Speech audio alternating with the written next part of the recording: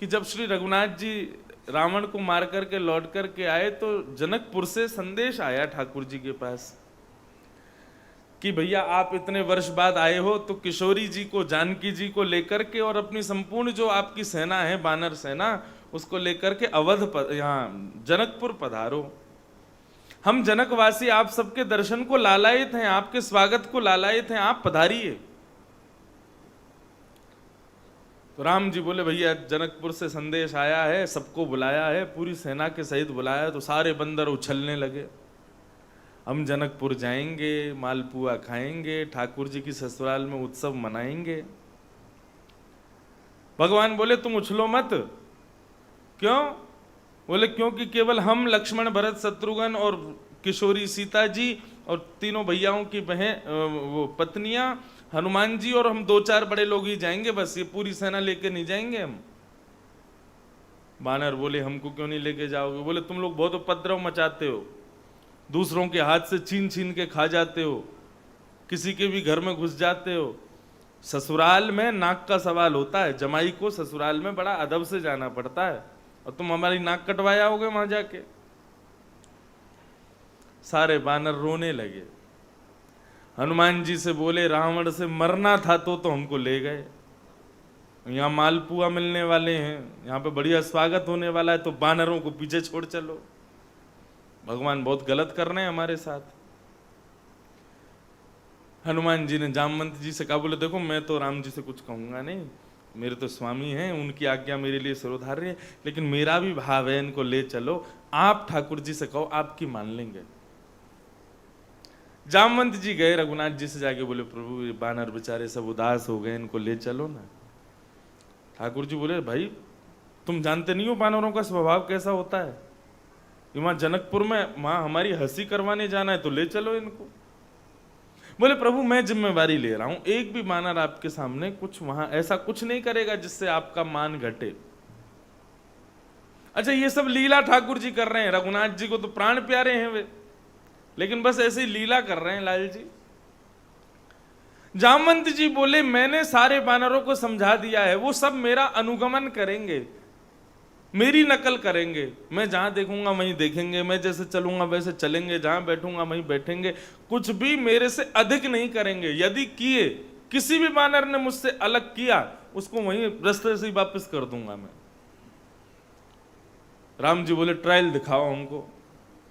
तो सभा में सारे बानर बुलाए गए, आगे जामवंत जी खड़े हो गए। जामवंत जी इधर देखें तो सारे बानर इधर देखें, जामवंत जी एक हाथ उठामे तो सारे बानर हाथ उठामे, जामवंत जी बैठ जाएं तो सारे बानर बैठ जाएं।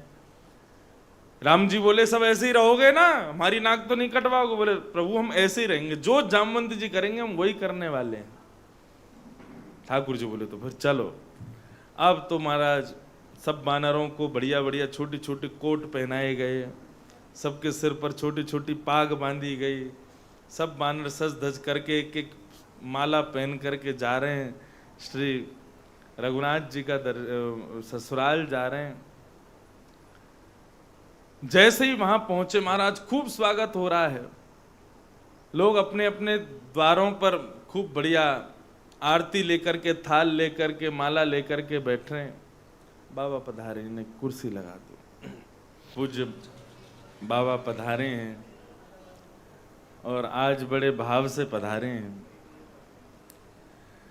बाबा को तो भाव हो हमें किशोरी जी के प्रादुर्भाव की कथा सुननी है, किशोरी जी के भाव सुनने हैं, तो अभी समय रहेगो तो कहूँगो थोड़ा बहुत। बाबा अभी लाल जी को ब्याह चल रहा है, रुक्मणी जी ते है गो, जामवती ते कर रहे हैं, ब्याह में तो आपकी बड़ी रुचि है तो मैं कह लूँ ब्याह।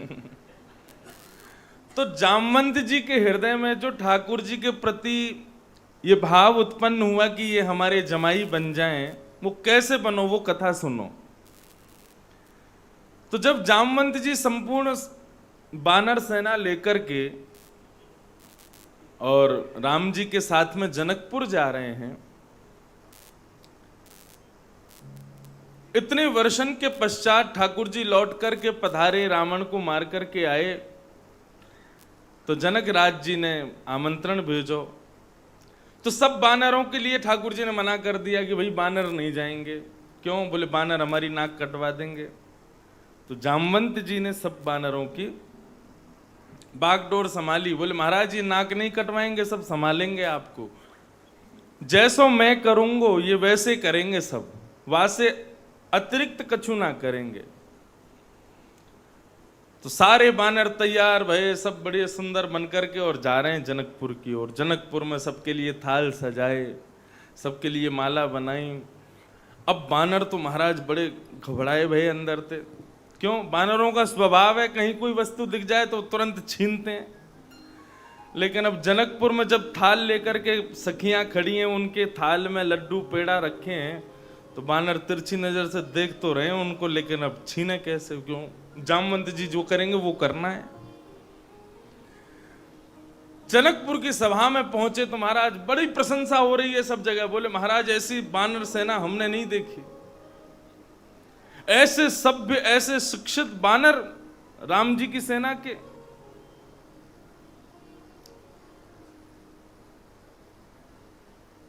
जनक जी के सामने जब पूरी सेना विराजमान हुई ठाकुर जी की, जनक जी ने सबके भोजन की व्यवस्था रखी। अब सब बानर पहली बार जीवन में उनके लिए पाट लगे आगे, पाट में बढ़िया पत्तल लगी है, पत्तल में दोने लगे हैं, दोने में महाराज साग सब्जी सब आ रही हैं। लेकिन बानर अपने पत्तलन में ना देख रहे, सब देख रहे हैं जामवंत जी को, ये जो करेंगे वही करना है। मुख्य एक मंच था, मंच पे तो राम जी और श्री दशरथ जी और राम जी, जनक जी और भरत शत्रुघ्न आदि वे सब बैठे थे, और नीचे श्री मध्य में जामवंत जी बैठे थे और सारी बानर सेना बैठी थी। अब सामग्री परोसने के काज जब कोई व्यक्ति आवे तो बानर देख तो रहे तिरछी नजर से कि या तो छीन लें, झपट के खा लें, लेकिन सब अपनी थाली सजवा रहे हैं बढ़िया प्रेम से। सब जामवंत जी की ओर देख रहे हैं। जामवंत जी ने पहले सारी सामग्री देखी, सारे बानर सामग्री देख रहे थे।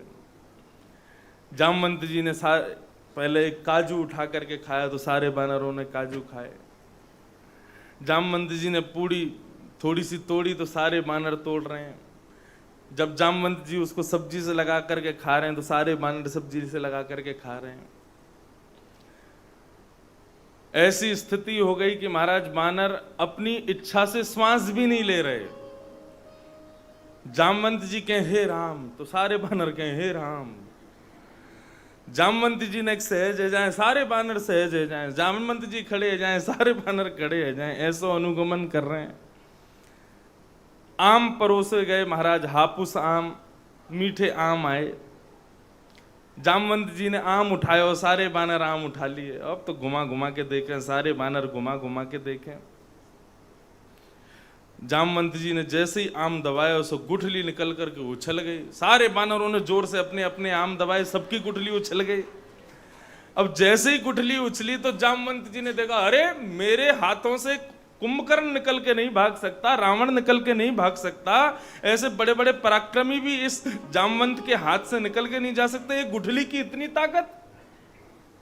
जैसे ही गुठली ऊपर उछली महाराज क्रोध में भर के, रोष में भर के जामवंत जी गुठली को पकड़ने के लिए जैसे ही उछले, अब तो बानरों को लगी छूट मिल गई है महाराज। सब रे बानर उछले, एक दूसरे की कड़ी उठा उठा के दूसरे पे फेंके। कोई की पूड़ी लेके कोई भाग रहा, कोई के रायते लेके कोई भाग रहा, कोई की बर्फी लेके कोई भाग रहा। जनकपुर में महाराज सबरे साग सब्जी कड़ीनते ही पूरा राजमहल लिप गए हो। बानर ने सब उछाल दिए। जितने सुंदर वस्त्र राम जी पहना के लाए सब फाड़ दिए, सब विचित्र रह गए। और अब तो महाराज कोई के मुंह पे खीर लग रही है, कोई कड़ी में सनो भयो है, कोई पूड़ी ने ले लेके भाग रहा है, कोई बर्फी ने लेके ऊपर छत पे चढ़ गए। बानरों का ऐसा उपद्रव देख करके राम जी तो नीचे नजर करके बैठ गए। बोले इसी का डर था, यही हो गया। लेकिन जनक जी बड़े खुश हो रहे हैं, बड़े प्रसन्न हो रहे हैं, बड़े आनंद में भर गए।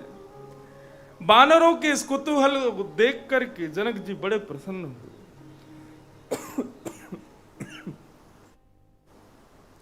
राम जी हताश निराश हो गए थे तो जनक जी ने जाकर के अपने हृदय से लगाया।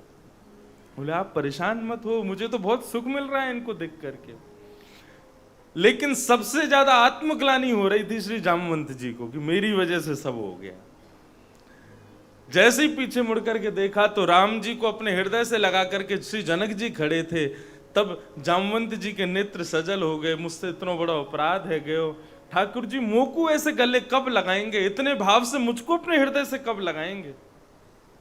ठाकुर जी तो सबके मन की बात समझते हैं, तुरंत जामवंत जी की ओर इशारा कर दिए, बोले कोई बात नहीं, चिंता मत करो, जनक जी की तरह एक दिन आपको भी गले लगाएंगे। और आज वही भाव की पूर्ति हुई।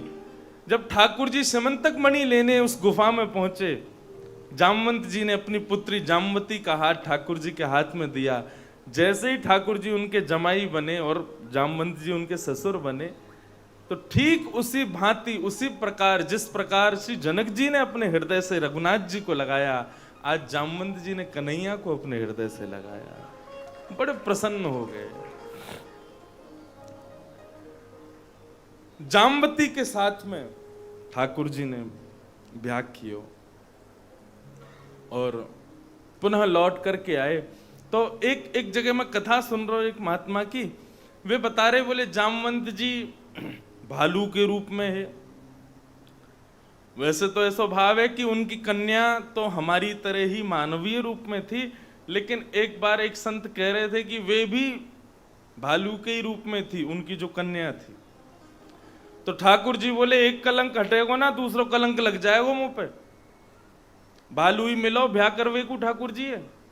तो ठाकुर जी ने जामवती को घोड़ी पे बैठायो, जा घोड़ा पे ठाकुर जी बैठ करके आए और वहां में स्वयं बैठ करके अपनी काली कमली से जामवती जी को छुपा लियो। द्वारिका में सारे लोग ठाकुर जी की कुशल प्राप्ति के लिए, कुशल आगमन के लिए देवी की उपासना कर रहे थे। ठाकुर जी गुप्त द्वार से भीतर द्वारिका में प्रवेश किए और रुक्मणी जी के कक्ष में जाकर के जामवती जी को बिठा दिया। बाहर से कक्ष का दरवाजा बंद करके जैसे ही पीछे मुड़े तो रुक्मणी जी खड़ी थी। रुक्मणी जी ने ठाकुर जी को देख करके प्रणाम किया, अरे कन्हैया आप आ गए, हे द्वारिकेश आप पधार गए, हम तो आपकी प्रतीक्षा में बैठे, आप कब आए? बोले बस अभी अभी आयो। अच्छा मेरे कक्ष में कहा कर रहे हैं आप? अभी अभी मेरे कक्ष से निकले, यहां कहा कर रहे? ठाकुर जी बोले अब पूछो मत क्या कर रहे हैं, हम क्या बताएं आपको। अरे वन में गए थे मणि ढूंढने के लिए, तो वन में एक बहुत बहुत परम सुंदरी एक भक्ता एक वृक्ष के नीचे बैठ करके तपस्या कर रही थी। इतनी सुंदरी थी कि उसके रूप को देख करके मेरा मन वा के ऊपर आ गए हो, तो मैं वहां से ब्याह करके वा को ले आया हूं। तुम्हारे कक्ष में उसको बिठा दिया, तुम्हारे लिए दूसरा कक्ष खुलवा देंगे, उसको यहीं रहने दो। रुक्मणी जी इतनी कहां सहन करें? रुक्मणी जी बोली सुंदर है? बोले बहुत सुंदर है, हमसे भी ज्यादा सुंदर है। बोले तुम तो कुछ नहीं हो उसके सामने, देखना मत, नहीं तो लज्जा करोगी अपने ऊपर। रुक्मणी जी ने तुरंत श्राप दे दिया, इस कक्ष में जो भी कन्या है मैं श्राप देती हूं, मुझसे एक पॉइंट ही सही, ने के ही सही, ने कम सुंदरी है जाए। जैसे श्राप दियो तो भीतर बैठी हुई जामवती जो रीछ के रूप में थी वे मानवीय रूप में प्रकट हो गईं, और जैसे ही दरवाजा खोलो तो सामने एक सुंदर कन्या खड़ी है। ठाकुर जी ने फिर उनके संग ब्याह कियो। कितने ब्याह है गए? 2। अब महाराज जामवती जी ने जाकर के सबको दिखाई, भैया ये मणि हमारे पिताजी की पास ठाकुर जी को प्राप्त हुई, सब बात बताई। तो द्वारिका के लोगों को सत्य पता चला। ठाकुर जी पर जो सब लोगों ने भाव व्यक्त किए कि इन्होंने मणि चुराई है, वो सब ने क्षमा मांगी ठाकुर जी से। और अब सब लोग सत्राजित को गालियां देने लगे, बोले इसने ठाकुर जी पर कलंक लगाया। सत्राजित का घर से निकलना दुश्वार हो गया, तो उसने मन में विचार किया मैं कैसे बचूं। तो उसने देखा कि मेरी बेटी घर में बैठी है, इसका नाम है सत्यभामा, इसका ब्याह कर देता हूं ठाकुर जी से। सत्यभामा की पहले सगाई हो चुकी थी सतधनवा के साथ, और सतधनवा ने मणि के प्रलोभन में सत्यभामा से सगाई करी थी कि दहेज में मणि मिलेगी। लेकिन सत्यभामा के हृदय में पहले से ही द्वारिकाधीश से ही ब्याह करवे की प्रबल इच्छा ही। जैसे ही द्वारिकाधीश के ब्याह को प्रस्ताव सत्राजित ने रखो, सत्यभामा ने स्वीकार कर लिए और भगवान को तीसरा ब्याह सत्राजित की पुत्री सत्यभामा से हुआ। अब जो इनका पहले जिससे सगाई हुई थी सतधनवा, उसने मन में विचार किया कि हमारो ब्याह तो भयो ना, मणि भी हमारे हाथ से चली गई, तो ब्याह तो भयो ना है, कम से कम मणि अपनी बना लें। उसने सत्राजित यादव को रात्रि में सोते हुए उसका वध कर दिया, मणि चुरा करके सतधनवा चला गया। सतधनवा ने जब सत्राजित का वध किया तो सत्यभामा के पिताजी मारे गए, तो वो जाकर के भगवान के सामने रुदन करने लगी, बोले मेरे पिताजी को सतधनवा ने मार दिया। तो ऐसा वर्णन आता है, ठाकुर जी खूब रोए, अरे मेरे ससुर जी कहाँ चले गए, मेरे पिताजी कहाँ चले गए, मुझसे बहुत प्रेम करते थे। इतना रोए, जमीन में लेट लेट के रोए और रो करके सत्यभामा को दिखा रहे हैं कि हमारो कितनो प्रेम है ससुर जी के प्रति। सत्यभामा गई, ठाकुर जी को हृदय से लगाया, बोले आप रो मत, आपको मुझे पता है बहुत कष्ट हो रहा है मेरे पिताजी के जाने का। ठाकुर जी बोले देवी मैं कैसे बताऊं कितने कष्ट में हूं। तो बोले या कष्ट की निवृत्ति एक ही तरीका ते है सके ठाकुर जी, अब आप जाकर के सतधनवा को मारो और उससे मणि लेकर के लाके मुझे दे दो। भगवान बोले ये मणि पीछा अब भी नहीं छोड़ेगी हमारा। भगवान सतधनवा के पीछे भागे, सतधनवा ने मणि दे दी अक्रूर जी महाराज को। बोले मेरी मणि छुपा के रख देना, मैं भाग रहा हूं यहां से, द्वारिकाधीश मेरे पीछे आ रहे हैं और आप मणि को रख लो अपने पास। भगवान ने बीच रास्ते में ही सतधनवा को पकड़ करके उसका वध कर दिया। मणि खोजी तो उसके पास मणि थी नहीं, क्योंकि मणि तो थी अक्रूर जी के पास। भगवान खाली हाथ लौट करके द्वारिका आए, मुख्य द्वार पर सत्यभामा खड़ी थी। सत्यभामा ने ठाकुर जी से पूछा मेरे पिता के हत्यारे को मार दिया आपने? भगवान बोले हाँ मार दिया। अच्छा मणि मुझे दो फिर। भगवान बोले मणि तो उसके पास थी नहीं। तो बंधुओं सत्यभामा के हृदय में भी ये भाव आ गया कि इनकी पहले से ही इच्छा थी मणि प्राप्ति की, इन्होंने मेरे पिता को मार करके मणि को कहीं छुपा लिया। ठाकुर जी के हृदय में भाव आयो कि भैया सावधान हो जाओ संसार के लोगों, इस पृथ्वी के मंथन में यदि अमृत प्राप्त हुआ था तो ये मत भूलना कि विष भी निकला था। यदि यहां पर प्रेम रूपी सम्मान रूपी अमृत संसार के लोग तुमको पिला रहे हैं तो अपमान का विष भी तुमको पिलाएंगे और तुमको पीना पड़ेगा। यही गृहस्थाश्रम है। भगवान अपने गृहस्थाश्रम का दर्शन करा रहे हैं। सत्यभामा के हृदय में एक तनिक एक भाव आ गया कि ठाकुर जी ने मणि रख ली है। भगवान ने कुछ नहीं कहा, शांत हो गए, बोले कोई बात नहीं, तुमको जैसा सोचना सोचो। अब क्या हुआ, अक्रूर जी जिन पर वो मणि थी, अब रोज सोना आता उसमें से, तो क्या करते, ब्राह्मण भोजन कराते, सोने की थाली, सोने की कटोरी, सोने की चम्मच, सोने के गिलास, उनमें भोजन कराते और ब्राह्मणों से कहते दक्षिणा में ये सब कुछ ले जाओ। भगवान को जब ये बात पता चली, बोले बड़े दानवीर हो रहे हैं अक्रूर जी, इतना सोना कहां से आ रहा है? समझ गए, बोले मणि इन्हीं के पास है। अक्रूर जी को पत्र लिखा, बोले मणि हमको नहीं चाहिए, आप अपने पास ही रखो, लेकिन पूरी द्वारिका को आकर के आप बता दीजिए कि मणि आपके पास है, क्योंकि द्वारिका के लोगों को संशय है। तब अक्रूर जी ने आकर के मणि दिखाई, सब लोगों ने स्वीकार किया, भगवान के सन्मुख बैठ के सबने क्षमा याचना की, तब भगवान ने सबको क्षमा दान दिया। यही है स्यमंतक उपाख्यान। इस कथा को सुनने से कलंकित नहीं होना पड़ता। भगवान कहते हैं मैं ईश्वर होकर के भी, मैं ठाकुर होकर के भी, मैं नारायण होकर के भी पृथ्वी में यदि आया तो यहां संसार के लोगों ने निष्कलंकित रखने के लिए मुझे भी नहीं छोड़ा। तो आप तो संसार के जीव हो, आप कैसे बचोगे इससे? इसलिए सदा प्रसन्न रहो और जीवन में आने वाली प्रत्येक परिस्थिति का डट करके सामना करो, कभी निराश हताश मत होना, क्योंकि संसार दुखालय है। यहां पर ईश्वर भी आता है तो किसी न किसी रूप में संसार के लोग उनको भी कष्ट प्रदान करते हैं। तुम तो जीव हो साधारण। इस प्रकार समंतक उपाख्यान का वाचन किया। 3 कथाएं, 3 ब्याह तो ठाकुर जी के इसी में ही हो गए। अब महाराज एक दिन अर्जुन के साथ ठाकुर जी वन में विचरण कर रहे थे, तभी एक वृक्ष के नीचे श्याम वर्णा, बिल्कुल श्याम सलोनो स्वरूप जिनको, अति सुंदरी कमल नेत्र हैं जिनके, मानो ऐसा लग रहा है कि कन्हैया ही उनके रूप में विराज रहे हों। अर्जुन ने जैसे ही उनको देखो, अर्जुन को मन आ गया। कन्हैया से कहने लगे, देखियो श्याम सुंदर, ये कितनी प्यारी कोई कन्या बैठी है, तपस्विनी बैठी है। मेरो तो मन आ गया, मेरो तो मन हेरो, यहाँ से ब्याह कर लूं। भगवान बोले तो जाके ब्याह कर ले, पूछ ले यदि तो से ब्याह कर ले तो। अर्जुन जैसे ही गए, जाकर के कहा, हे तपस्विनी, हे जोगिनी, आपको नाम कहा है और कौन के प्राप्ति के लिए तपस्या कर रही हो?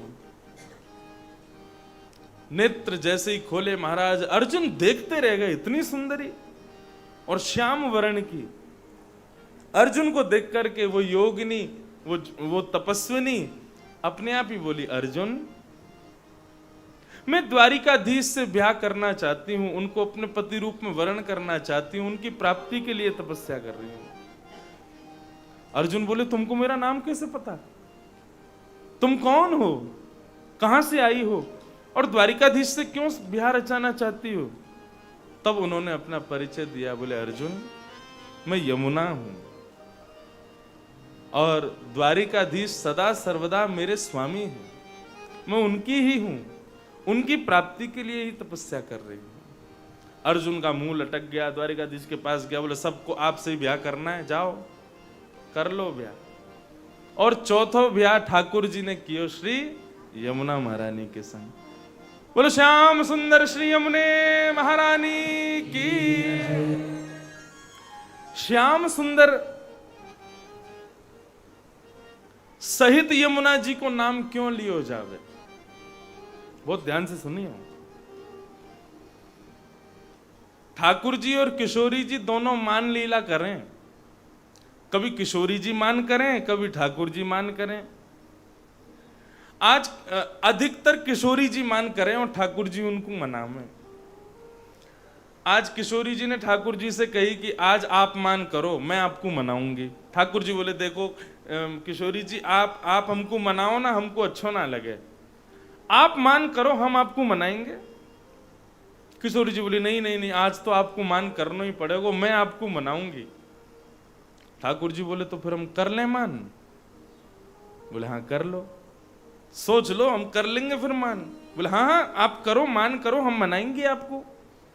अब तो ठाकुर जी मान करके रूठ के बैठ गए, मुंह फेर के बैठ गए। जैसे ही ठाकुर जी ने मान किया, अब किशोरी जी उनको मना रही हैं।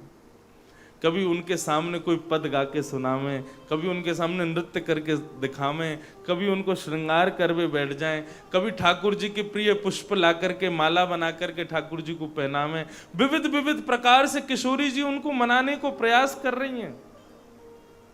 लेकिन ठाकुर जी तो ऐसा मान करके बैठे महाराज, देख ही नहीं रहे किशोरी जी की तरफ, मान करके बैठे। एक दिन बीत गया पूरा, ठाकुर जी नहीं माने। दूसरे दिन किशोरी जी बोली, अब देखो, अब छोड़ो, ठीक है मान है गयो, एक दिन कर लियो, अब आज तो आप छोड़ो ना, आज तो प्रेम से लीला करो। लेकिन ठाकुर जी आज भी मान करके बैठे। ठाकुर जी मन में सोच रहे, बड़ो कहमे मान करो, अब देखो मान हमारो। दूसरा दिन भी पूरा व्यतीत हो गया, लेकिन ठाकुर जी ने मान नहीं छोड़ा। तीसरा दिन प्रारंभ होने लगा, किशोरी जी इतनी दुखी है गई, कैसे मनाऊं श्याम सुंदर को, ये तो ऐसा मान करके बैठे हैं। किशोरी जी सामने बैठी हैं, हे श्याम सुंदर, हे प्रिय, मान जाओ ना। ठाकुर जी नहीं मान रहे। किशोरी जी अत्यंत कष्ट में आ गईं और श्री यमुना जी के समीप जाकर के विराजमान हो गईं। कृष्ण विरह में जैसी किशोरी जी के नेत्र से एक अश्रुबिंद प्रकट हुआ और अश्रुबिंद नेत्रों से झलक करके जैसे ही पृथ्वी पर गिरा, वहीं यमुना जी की धार ने आकर के उस अश्रु को अपने ऊपर समेट लिया, तो यमुना जी का जल अत्यंत उष्ण हो गया, गर्म हो गया। यमुना जी ने जाकर के यमराज से पूछा, अरे भ्राता बताओ, इतना कष्ट तुम्हारे नरक में किसी को दिया जाता है जितने कष्ट में किशोरी जी हैं कृष्ण वियोग में? यमराज ने कहा कि नहीं देवी, इतना कष्ट तो हमारे नरक में भी कोई को ना दियो जावे। यमुना जी प्रकट हो गई, किशोरी जी से कहने लगी, बोले आप आज्ञा करो, आपको कौन ने कष्ट दियो? आपके विरह को हम देख ना सकें, हे किशोरी जी आज्ञा करो, कौन ने कष्ट दियो? किशोरी जी बोली, यमुना जी श्याम सुंदर मान करके बैठे, ऐसा मान करके बैठे हैं कि 3 दिन है गए मनाते मनाते, लेकिन मान ही ना रहे हैं। यमुना जी बोली, रुको, या श्याम सुंदर को तो हम बताएंगे। यमुना जी गई वन में और ठाकुर जी की तरह पीतांबरी पहनी, ठाकुर जी की तरह गले में माला पहनी, ठाकुर जी की तरह सिर पर मुकुट धारण कियो, ठाकुर जी की तरह कर्ण फूल धारण किए, ठाकुर जी की तरह अपना संपूर्ण श्रृंगार करके और कटाक्ष नेत्रन से बिल्कुल जैसे लाल जी अपना श्रृंगार करें वैसे श्रृंगार, जैसे ठाकुर जी के नूपुर वैसे नूपुर, जैसे ठाकुर जी के हाथ के कंगना वैसे यमुना जी के कंगना, बिल्कुल जैसे ठाकुर जी वैसे यमुना जी ने रूप धारण किया। और जैसे ही वन से बाहर निकल के आई, श्री किशोरी जी ने यमुना जी को देखो तो देखते ही बोली, श्याम सुंदर आपने मान त्याग दियो, अब आप मान नहीं करोगे ना? तब यमुना जी आके बोली, श्याम सुंदर नहीं हूं, यमुना जी हूं। अरे यमुना जी आप तो बिल्कुल ऐसी लग रही हो जैसे मानो श्याम सुंदर विचरण कर रहे हो। तो बोले, ये अपने रूप से सबन को बहुत कष्ट प्रदान करे ना ठाकुर जी, आज इनके रूप से इन्हीं को विरह प्रदान करूंगी मैं। आप यहीं विराजो, ठाकुर जी यहीं आवेंगे आपके पास। और यमुना जी के समीप विराजमान करके किशोरी जी को श्री यमुना जी जैसे ठाकुर जी बाकी अदा से चले वैसे चल करके यमुना जी भीतर प्रवेश कर रही हैं कुंज में। ठाकुर जी मान करके बैठे हैं। अब इतने में ही छम छम छम नूपुरन की आवाज आवे और बिल्कुल वैसी ध्वनि जैसे ठाकुर जी के नूपुरों की ध्वनि। ठाकुर जी अपने पाम को हिला के देखें, बोले मेरे नूपुर तो यही है, ये नूपुरन की ध्वनि कहां से आ रही है? चंदन की सुगंधी आ रही है, मधुर, ऐसा लग रहा है कि मानो श्याम सुंदर ही विचरण कर रहे हो। ठाकुर जी पीछे मुड़ करके देखने लगे, बोले ये कौन आ रहे हो कुंज में? और जैसे ही पीछे मुड़ करके देखो तो महाराज यहां श्याम सुंदर मान करके बैठे और वहां श्याम सुंदर वेणुनाद करते हुए आ रहे हैं। ठाकुर जी ने जैसे ही अपना स्वरूप देखो, वह स्वरूप को देख करके ठाकुर जी मोहित है गए। अब तो आगे आगे यमुना जी चल रही हैं और पीछे पीछे श्याम सुंदर चल रहे हैं, कभी यहां से निहार रहे हैं, कभी यहां से निहार रहे हैं। अरे नेक रुक तो जाओ, नेक अपना रूप देखन तो दो, नेक या रूप माधुरी को रस मुकु लेन तो दो।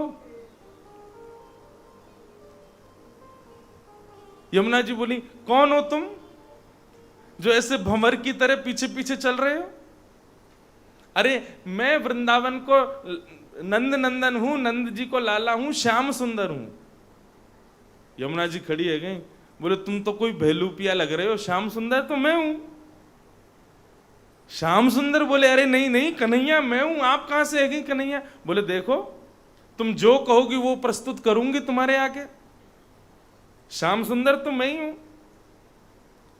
बोले यदि तुम श्याम सुंदर हो तो तुम्हारे पाम के नीचे यशोदा जी के काजल की बिंदी लगी होगी, जो यशोदा जी रोज मेरो श्रृंगार करके धरा में कि कहीं मुंह को नजर नहीं लग जाए, दिखाइयो जरा।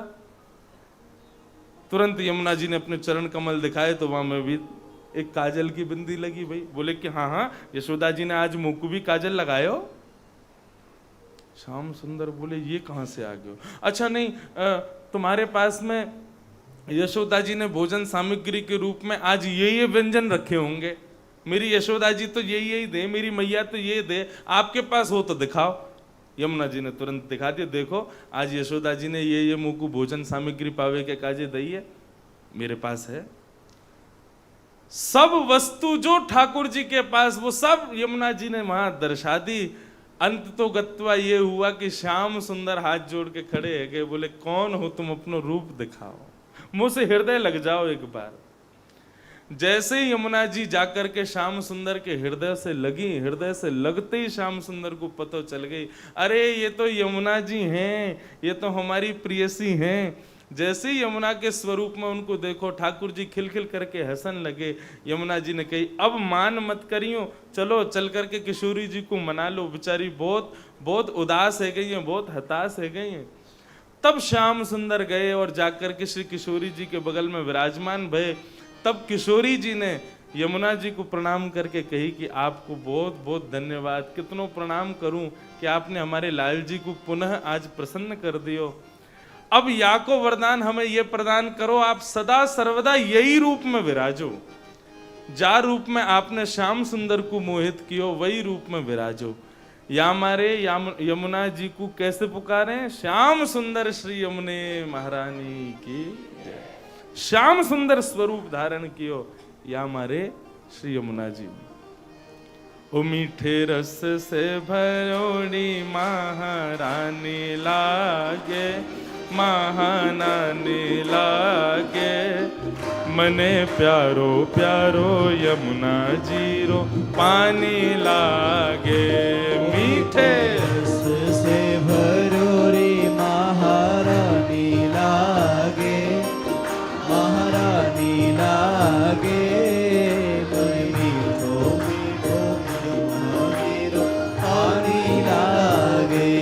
मीठे रस से भरोड़ी महारानी लागे, महारानी लागे, मन मीठो मीठो यमुना जीरो पानी लागे। मीठे रस से भरोड़ी महारानी लागे रे, महारानी लागे, कोई मीठो मीठो यमुना जीरो पानी लागे। ओ मने मीठो मीठो यमुना जीरो पानी लागे, मने मीठो मीठो यमुना जीरो पानी लागे। श्याम सुंदर श्री यमुने महारानी की जय।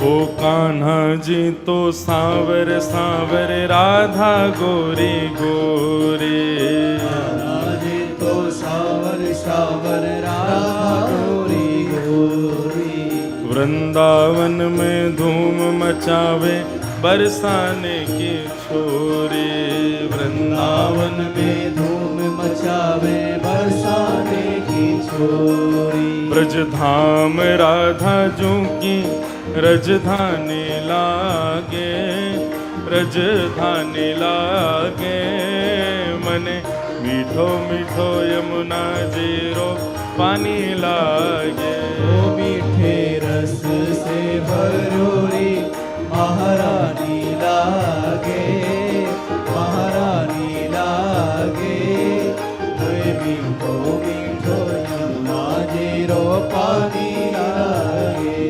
मीठे रस से भरोड़ी राधा रानी लागे, महारानी लागे, मन मीठो मीठो यमुना जीरो पानी लागे। रस से भरोड़ी राधा रानी लागे, महारानी लागे, मोय मीठो मीठो यमुना जीरो पानी लागे।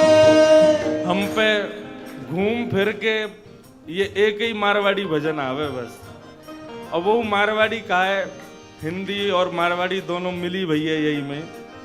तो जितनी गवरई है ने आज प्रेम से यमुना जी को स्मरण करके प्रेम से गाए लो। मीठे रस से भरोड़ी महारानी लागे, महारानी लागे, मन मीठो मीठो यमुना जीरो पानी लागे। मीठे रस से भरोड़ी राधा रानी लागे, महारानी लागे, मोई मीठो मीठो यमुना जीरो पानी लागे। यमुना महारानी की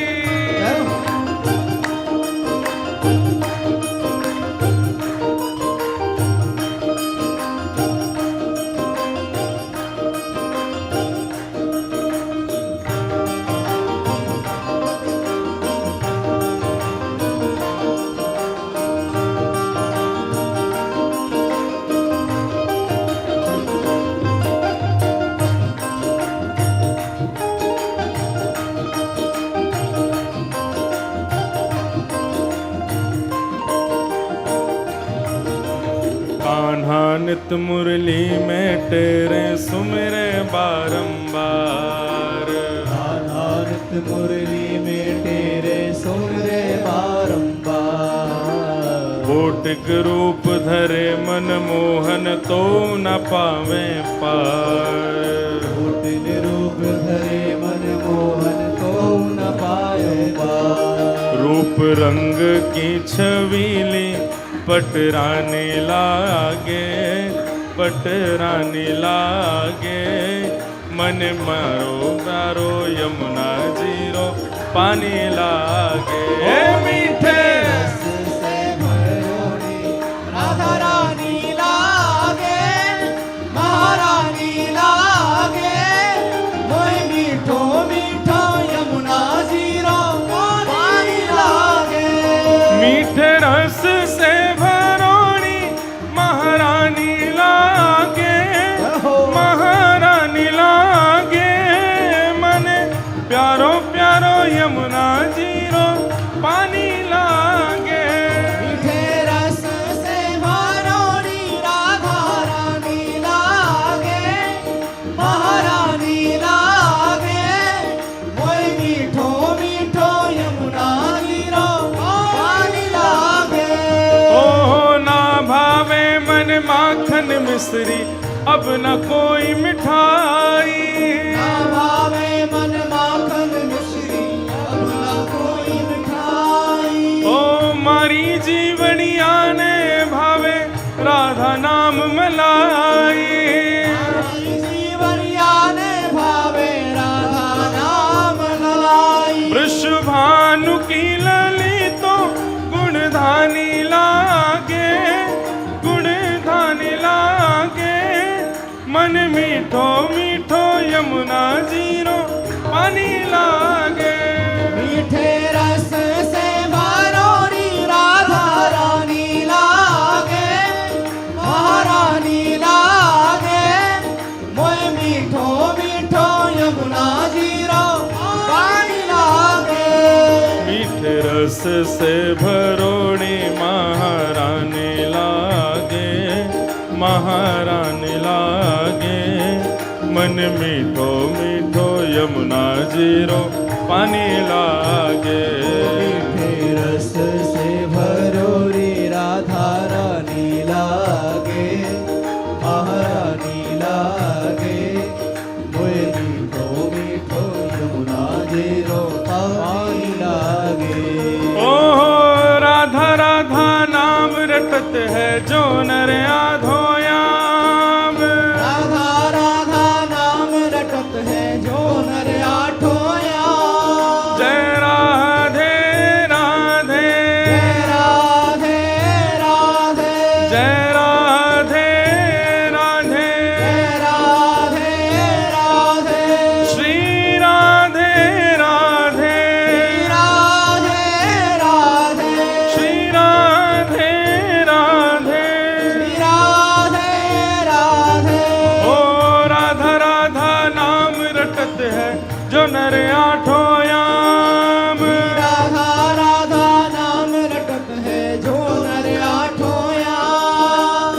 इनकी बाधा दूर करत श्री राधा राधा नाम।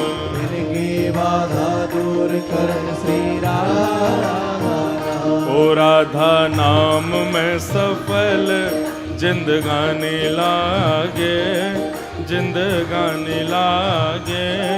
मन मीठो मीठो यमुना जीरो पानी लागे। मीठे रस से वारोनी राधा रानी लागे, महारानी लागे। ओए मीठो मीठो यमुना जीरो पानी लागे। मीठे रस से भरोनी महारानी लागे, महारानी लागे। मन मीठो मीठो यमुना जीरो पानी लागे। मीठे रस से भरोनी राधा रानी लागे, महारानी लागे। ओए मीठो मीठो यमुना जीरो पानी लागे। जय राधे राधे, जय राधे राधे, जय राधे राधे, जय राधे राधे, श्री राधे राधे, श्री राधे राधे, श्री राधे राधे, श्री राधे राधे, जय राधे राधे, जय राधे राधे, श्री राधे राधे, श्री राधे राधे, जय राधे राधे, जय राधे राधे, श्री राधे राधे, श्री राधे राधे, जय राधे राधे, जय राधे राधे, श्री राधे राधे, श्री राधे राधे, जय राधे राधे, जय राधे राधे, जय राधे राधे, श्री राधे राधे, जय राधे राधे, जय राधे राधे, श्री राधे राधे, राधे राधे, जय जय श्री राधे।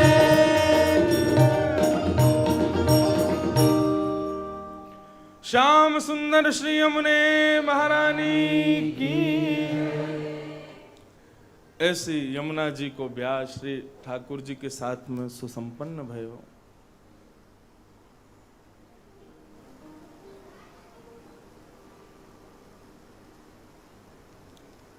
श्री यमुना जी बड़ी कृपा करके श्री धाम वृंदावन में विराज रही हैं, या धरातल पे विराज रही हैं। परम उदार परम कृपा श्री यमुना जी की सब भक्तन पर है। यमुना यमदूतन तारत हैं, भव तारत हैं श्री राधिका रानी। जो श्री यमुना जी की शरण ग्रहण कर ले, यमुना जी की शरण में एक बार पहुंच जाए, बाकू यमलोक के दर्शन ना करने पड़े। क्योंकि यमराज श्री यमुना जी को भैया है। यमुना जी ने यमराज जी को पहले ही समझा रखी है, जो एक बार हमारी शरण में आ जाए, एक बार हमारो दर्शन कर ले, एक बार हमको प्रणाम कर ले। अब बहन को यदि कोई मित्र होगो तो भैया वा को कष्ट क्यों देगो।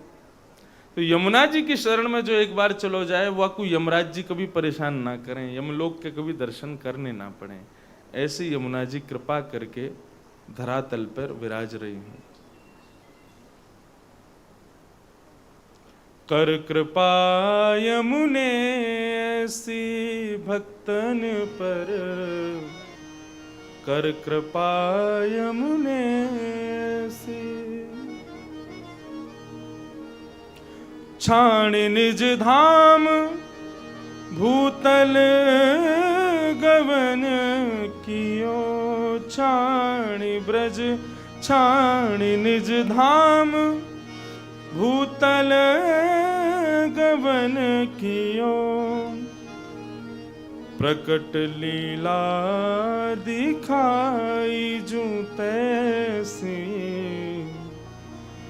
कर कृपा जमुने से भक्तन पर, कर कृपा यमुने से।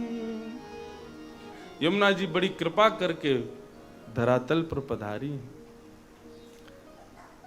अपने निज धाम को छोड़ करके पधारी हैं ताकि हम मानवों पर कृपा कर सकें। सूरदास जी से कोई ने पूछी कि नदीन में सर्वश्रेष्ठ जल कौन को है, तो सूरदास जी बोले नदीन में सर्वश्रेष्ठ जल गंगा जी को। कोई ने कही तो यमुना जी, बोले आपने कही नदीन में सर्वश्रेष्ठ जल कौन को, तो नदीन में तो श्रेष्ठ गंगा जी को है, यमुना जी को जल तो अमृत है। यमुना जी को जल थोड़ा ही है, वो तो अमृत स्वरूप है।